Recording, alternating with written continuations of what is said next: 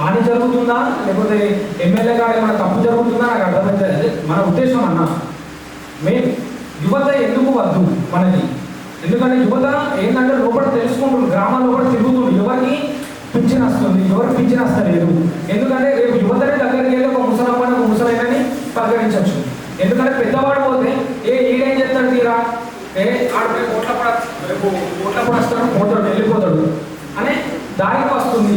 ఆ ఒక పెద్దవాళ్ళు ఒక 50-60 ఏజ్ వాళ్ళు అమ్మ నాకు ఓటేయని పోతే గుర్తిస్తలేదు, ఎందుకంటే వీళ్ళందరూ రేపు పోతారు అన్నట్టుంది.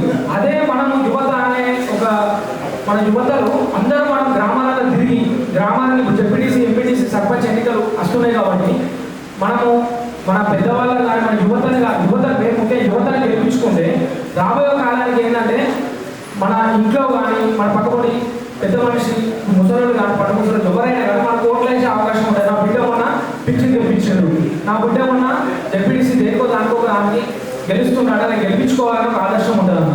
మెయిన్ ఏంటంటే మన గ్రామాలు మన కౌన్సిలర్ మున్సిపల్ కౌన్సిలర్ కానీ గ్రామాల్లో ప్రతి ఒక్కటి మనం తిరిగి మనం చిన్న పిల్లల నుంచి పెద్దవాళ్ళ దగ్గర చూస్తాను.